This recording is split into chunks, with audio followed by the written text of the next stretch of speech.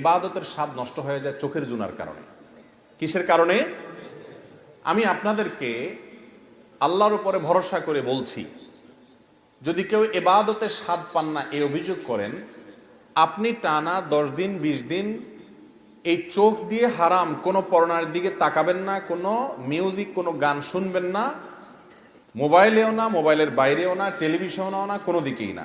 রাস্তা চলবেন, নিজেকে নিয়ন্ত্রণ করবেন, নজর পড়ে গেছে সাথে সাথে নিজেকে শাসন করবেন, ভৎসনা করবেন, আল্লাহর কাছে মাপ চাইবেন, এরপরে আরো সাবধান হয়ে চলবেন। এভাবে 10-15 দিন যদি চোখের জেনা থেকে আপনাকে বাঁচাতে পারেন নিজেকে, ইনশাআল্লাহ আপনি ইবাদতের স্বাদ পাবেন। আপনি রুকু করলে, সিজদা করলে আর উঠতে মনে চাবে না। ভাইরে, আজ আমাদের কাছে নামাজটা বোঝা হয়ে গেছে। আমরা নামাজটা পড়ি একটা বোঝা, পড়ে শেষ করতে পারলে বাঁচি।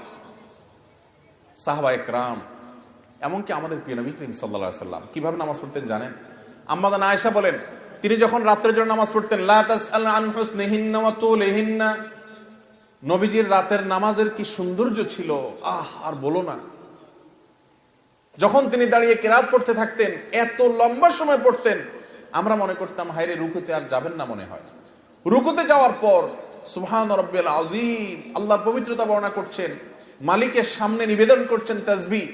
এত বেশি ভালো লাগা কাজ করতো, নবীজি রুকু থেকে আর উঠতেন না। আমাদের আয়েশা বলেন, মনে হতো তিনি আর উঠবেন না, মাথা তুলবেন না। ভয় হতো যে হায়রে এত সময় ধরে তিনি রুকুতে আছেন, কষ্ট হয়ে যাচ্ছে, মাথাটা কেন তুলছেন না।